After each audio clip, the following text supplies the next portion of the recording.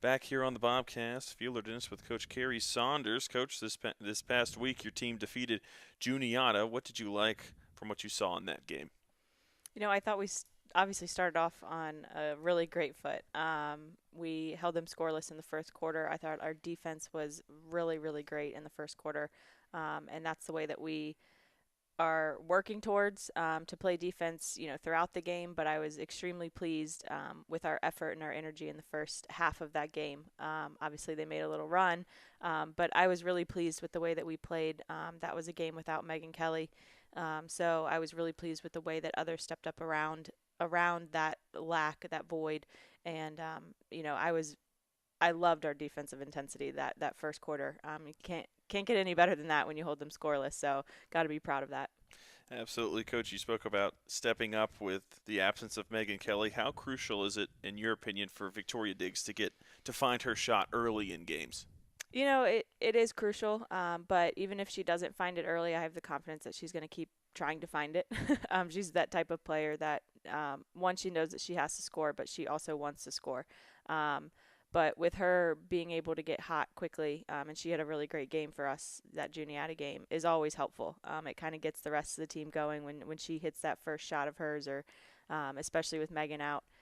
It's just a big momentum boost, and she does a great job. She's a great competitor. She doesn't like losing, and so her finding her shot early is definitely a momentum booster for our team.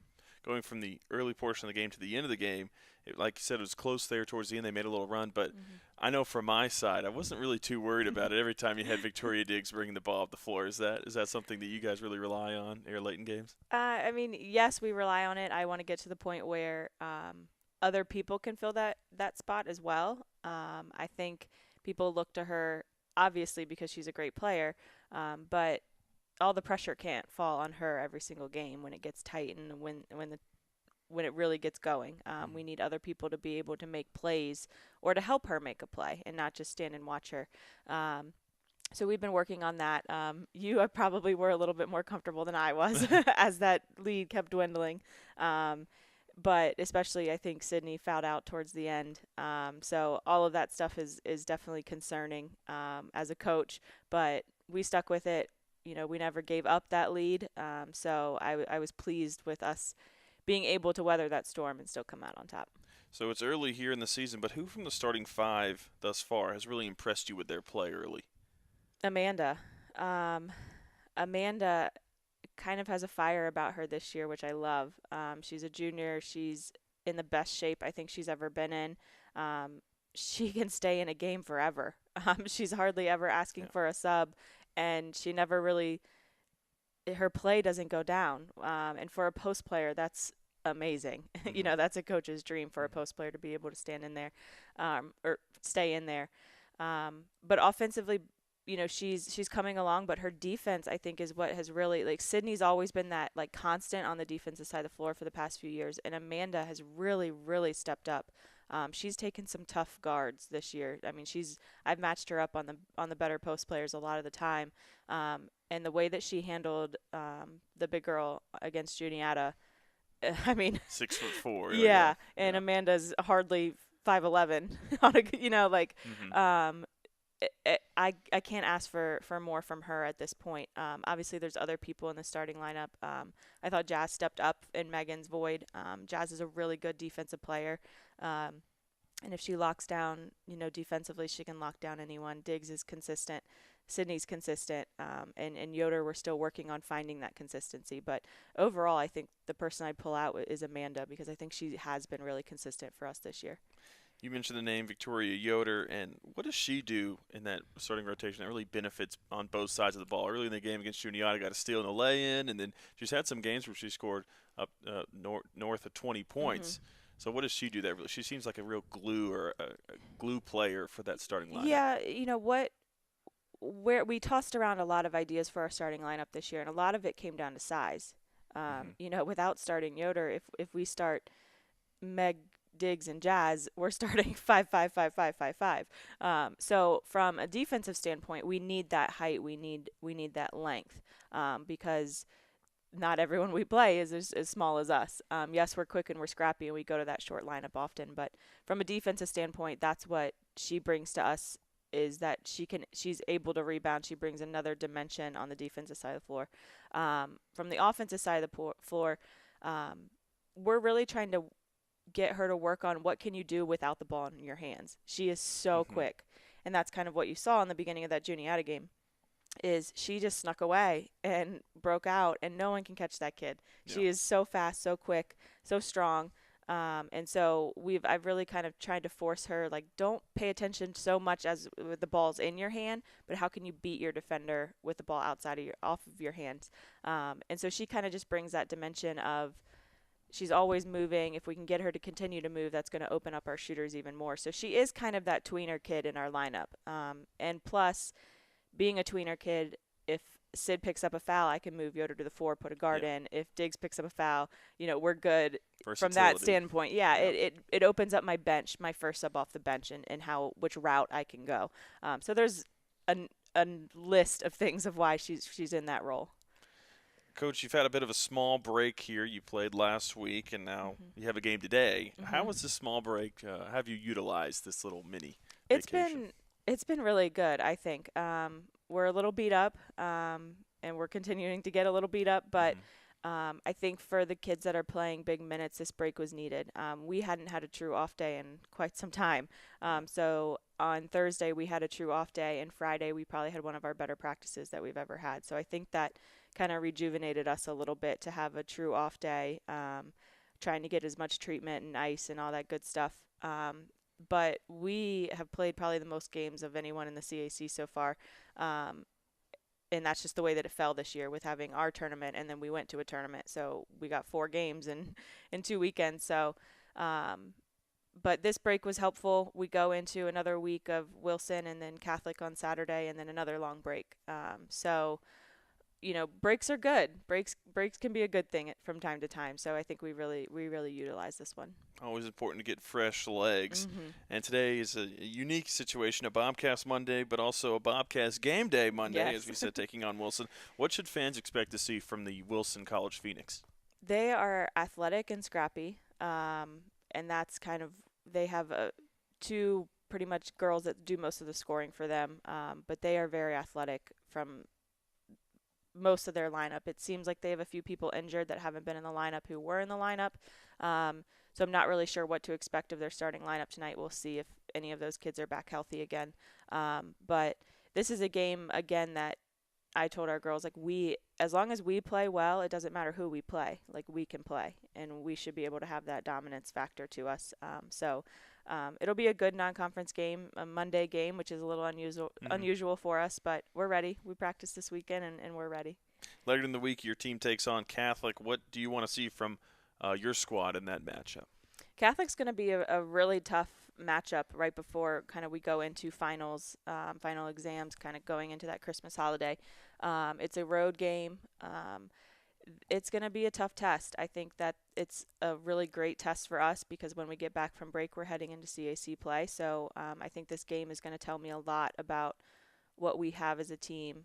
Catholic is a great coach, a well coached team. They're a great team. So we'll figure out what we've got, on Saturday on the road, right before finals. So we've got to stay checked in and be ready to play that game. Coach, thank you so much for the time, and good luck today and later this week. Thank you very much. Back here on the Bobcast, Fielder Dennis with head coach Dale Louie. And coach, shifting gears from the cross-country side of things to the track and field, just want to get some quick thoughts for this upcoming season on the overall, but both teams. But we'll start with the men's side of track and field. What are we looking at this year? Uh, well, we have quite a few new people, so we're in that process of trying to, you know, figure out who's going where in terms of what events. They're trying to figure that out a little bit too, as some of them make the transition from high school to college, and in some events that's a rather significant transition. Hurdles, for example, going from a 39-inch hurdle to a 42, and going from a 12-pound shot to a 16-pound shot. You can get away with some things in high school that you can't get away with in college. So, we're we do have as you know, our first meet this coming Saturday. This can be, pretty instrumental in helping us try to determine where we're headed with the team as a whole and people individually. Now, like I said, shifting gears from the cross country side, we'll start with the long distance runners at cross country. How many of those cross country runners are moving over, and what should we expect to see from them? We'll have all of those who have not used up their eligibility. For example, Brady Dumonchal uh, is has no more track eligibility, so he won't be with us in track. But all of the other cross country runners will be with us. We've got one young man who wasn't going to do a lot of running for us indoors, who's going through probably some injury problems right now, but everybody else will be there. So the events that they'll be doing will be quite scattered. I mean, we'll have people running everything from 800 meters all the way up to 10,000 meters in that cross country, group. So it's nice to have that kind of depth, and also at the same time, I think we got a little bit of quality there too. What names and who specifically from the sprinters, the short distance runners, are you looking forward to seeing this season in terms of improvement and overall play? Yeah. Our returners there, Shamar Nelson is also an excellent jumper for us, but he's really emerged as a top sprinter as well, which is a testament to how hard he's worked at it. Kevin McCarthy's back. He's got a lot of flexibility for us, everything from the 60 to the 400. We have Tyreek Charles, who is a strong 400-meter person. We're probably going to run him a little bit more in some 800s this year. Devin Horseman Guy is another person who's making a little bit of a transition more towards the 800 than the 400. So we think we have a whole bunch of new people that are going to help us out in that area. So it'll be kind of exciting to see how they do there. When you get to the shot put, the throwing side of track and field, John Kearns is a name that is always mentioned for Frostburg State. What should we see from that side of the game? Well, John's looking relatively good. He got hurt. We thought pretty seriously earlier in the actually during some of the voluntary lifts, I think. But he's come back, and we had a little mock meet there on Saturday, and we didn't look as good in the mock meet as we've looked in practice, but that's one of the purposes of the mock meet. He should be competitive, probably more competitive in the weight throw than in the shot, but he's got a lot of potential in that event as well. Moving over to the women's side, now we're in the post-Truesdale era here at track and field. What do you want the mindset, I guess, to be moving on from such a successful player like Truesdale? Well, clearly she was highly successful and kind of a rock there, very steady performer, which besides the quality of her performances, I think people maybe didn't always recognize the fact that, it's hard to be at that level meet after meet, and she pretty much was. So that consistency is probably going to be more of a more difficult to replace than the quality itself. We lost Destiny Logan as well there. Two of them had run relays for us for the whole 4 years that they were here, and really had super senior years. So it's on one hand going to be tough to replace them. On the other hand, I think we have some people that will help us have some pretty highly competitive relays on the women's side again. We're looking forward to that. We're just on the bubble all last year, indoors and outdoors, with a couple of our women's relays in terms of nationals. It's nice to see that we have women on the team who, even though we've lost those two individuals I named, they have not walked away from that idea of last year in D3. Let's try to get to the championships. One of the names that jumps out is Kylene Estrada from the women's side. What are your expectations for her this season? Well, I'll correct you a little bit there. It's Kayleen. Kaylee, sorry, Kaylee. That's fine. A very multi-talented individual. You know, she can triple jump. She can hurdle. She can do different hurdles, long or short when we get outside. You know, she was an instrumental part of our relays last year. Anticipate that she'll be, you know, right in the mix again this year. We may cut down some of the technical events that she does at certain points. It's, you know, kind of too early to, you know, figure that out. Uh, and she's got some teammates there in the hurdles and the sprints that will be pushing her along, and she'll be part of that important mix of runners that we'll use for our relays. Another name is Maddie Watson. What are Yes. the expectations Yes. for her as well? You know, Maddie was, you know, had an outstanding freshman year, and then she helped us out in cross country this year, and I'm laughing a little bit because, I mean, she truly is probably one of these people that could run everything from the 60-meter dash to, you know, the 6K cross country, because she's pretty much done it. So I do think she's, you know, she'll be a sprinter for us. 200, 400 will be her thing. We, you know, anticipate, you know, that both she and Kayleen, and we expect that they will step it up a little bit more. Although they had outstanding years last year, we think that they still have a big upside to them in terms of improvement. And that's where we think that our relays can still be highly competitive. Finally, from the throwing side, Holly Van Wee, the multi-sport athlete here at Frostburg State. What are you hoping to see from her this season? Holly, you know, should be, as a senior, you know, ready to let her rip. She's needs to become more consistent with what she's doing. I think she knows that. You know, that's the thing that helps get you into the finals and in the different meets and things. You know, like, we expect big things from her because she's to the point now technically where she's you know, she's beyond learning the event. It's refining the technique. So that's going to be the big question. You know, can she refine that technique? And if she does that, then the consistency will come along, and she'll be highly competitive in our conference. Looking at this weekend, what do you want to see from your two teams? Where we're at, you know, in terms of conditioning, you know, as I said, you know, what will these new people be doing for us? And, you know, we use the meet to start to decide on our lineups and what events they're going into. It's supposedly going to be a pretty big meet.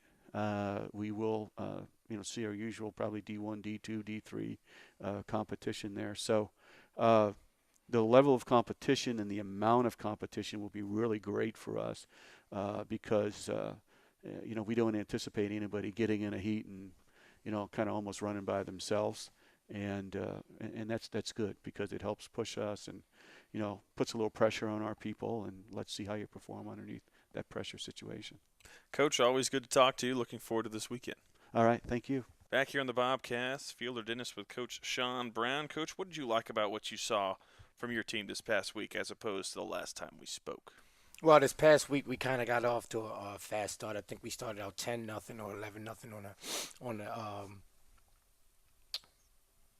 we started out 10 or 11-0 on Bridgewater, and you know, that kind of our energy was there, and you could tell from warm-ups. You know, we were attacking this like it was a business trip.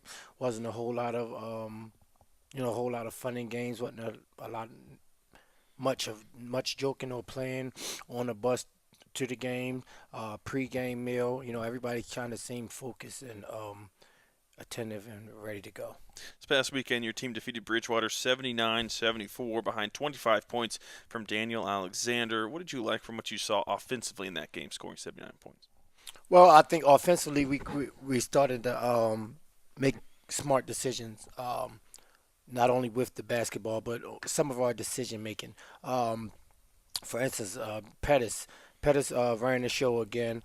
He got out to a quick start. I think scoring our first 5 or 7 points of the game. But then he played a pretty good floor game the rest of the game. You know, backing it out, getting us into some of our sets, controlling the tempo. You know, pushed it when we could push, back it out and get us in a good set and get the ball in our scorers' hands. I thought that was pretty good.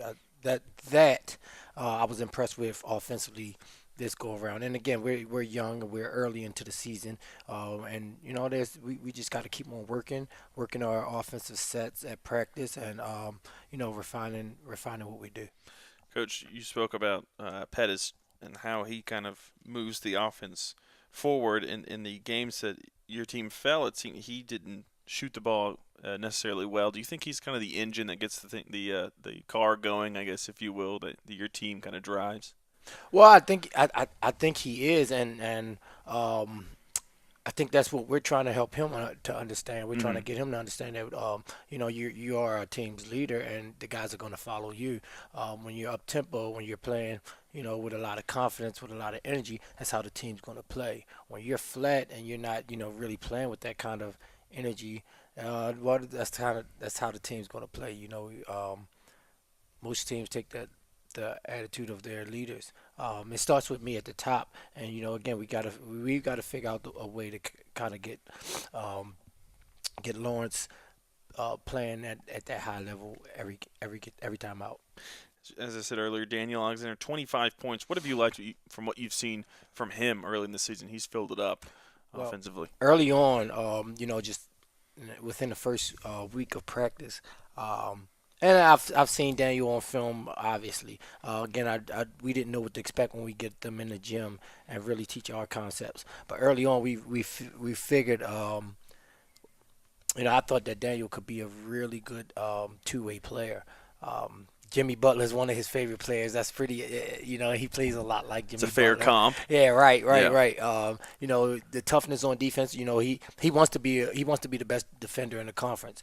He got a lot of work to do. He's got a long ways to go, but he Mm-hmm. does have the tools, like I explained Yeah. prior. He's long, he's athletic.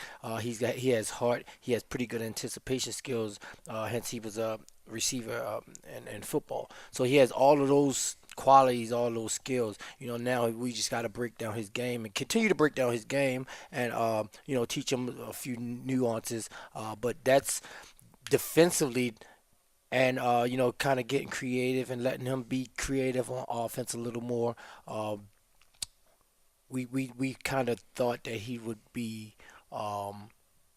He could be anyway. 15 to 18 point a game score. And like you said, he's filled it up the last couple of games, so kind of got that average up there. But we feel like he could be 15 to 18 every night, and he could dominate on both ends of the floor. He hits tough shots. Daniel can. He has a unique. Uh, Way of taking that mental picture, and no matter how many hands is in his face at that point, it's a matter of if he gonna make or miss the shot, not has anything to do with defense. And that's tough for ball players, when they have hands in their face and bodies around, to kind of just focus on the basket and the task at hand, putting the ball in the hoop. But he has that skill, and it's unique to ball players. And lucky for him, he has it. So he Absolutely. can hit tough shots. Yeah. He's a tough shot maker, and those Yes, are he is. so important as you move forward. Another player that can dominate both ends of the floor is Edwin Cole. He recorded another double-double. Has his impact been felt in the paint in this early portion of the season? Well, as I spoke about Ed prior, he's kind of been expanding his game all summer, all Mm-hmm. spring, all summer, all winter. And it hurt us a little because we were playing him exclusively at the three on the wing in preseason, and then we had some injuries. We had a few kids get suspended. We had a few major injuries. The biggest being Zach Coleman. That kind of that hurt our progression offensively and defensively. So we had to shuffle some things around. Ed had to go back from 3 to 5. So he had to get back used to all of the banging and Mm-hmm. post moves and post play. But we're starting to get him back, get him some wing reps again. I think he went 1 for 3 from three Mm-hmm. last game, but he's putting them up. He's in the gym working really hard on his shooting. We just it's a work in progress. Eventually, Edwin will be back at the on the wing, playing the three position once Big Zach come back and he gets healthy and get acclimated. But right now, as that hybrid for us, he could score inside, he could score outside, he could defend the perimeter, he can defend inside. He's gotten a few. I don't. He hadn't gotten a few favorable calls on when it comes to fouls, but we'll work. We're working through that. Trying to keep him on the floor. But he's been that hybrid for us, and he's trying to figure some things out. But he still got a big time double double for his last game. He's trying to pick up the leadership role, pick up some of that slack that was left by Tyler Michael when he graduated the program. So he's trying to figure things out right now. Another player who's done some damage in the paint is Torrin Stevens. He had 10 and 10 with 5 offensive rebounds. What about his game have you liked thus far? Torn has an incredible motor, and I saw that. I saw that when I seen him play. When I was recruiting him, and he has an incredible motor. He's a Baltimore City kid. He went to Poly, which is a really good academic public school in Baltimore City. He was their center on a state championship team 2 years ago before he decided to prep last year. So Torrin does come in a little more refined than most freshmen because he is a prep school player. But he has a lot of work ahead of him. A lot of work. He has a great body. He has great shoulders. We always tell him by next year we expect him to be 15 to 20 pounds heavier, and I mean he could put on 20 pounds of muscle with the body he has right, in no time. So we're really excited about Torn in the future, but more than anything, his motor. He's a lefty with incredible motor. He's an undersized post player, so he's going to have to, moving up to Division II next year. There's a lot of things he's going to have to do.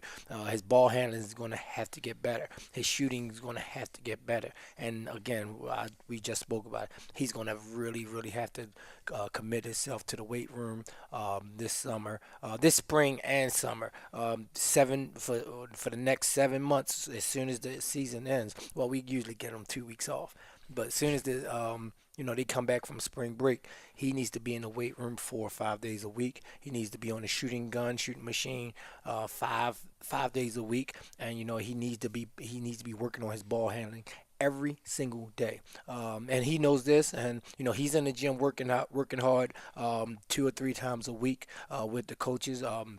All of our guys have been doing a great job of getting individual workouts, especially this last week.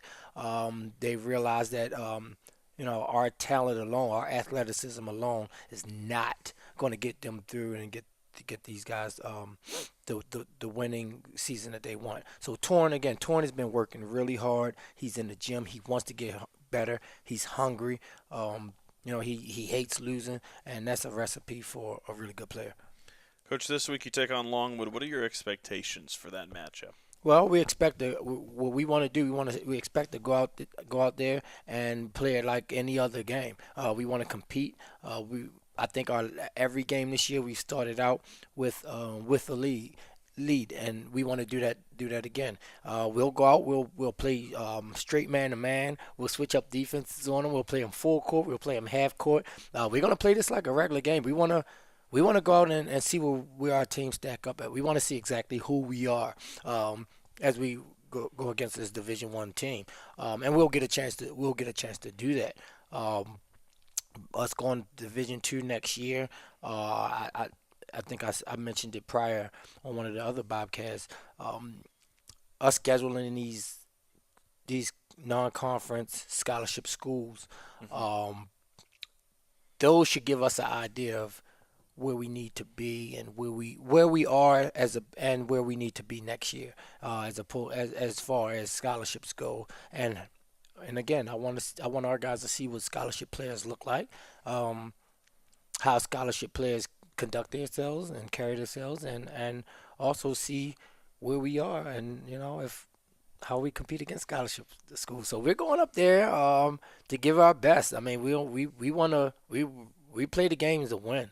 And we want to win them all. We unfortunately there's always got to be a winner and a loser, and somebody's going to win that game also. And if but we're going up to win. We're not going up there to play them tough. We're not going up there to play them hard or keep it within a certain. No, we're going up there to win. Going along with to win the game. If we fall short, if our guys give their best, then that's what it is. Coach, thank you for the time and good luck this week. Hey, thanks a lot. Thanks for having me.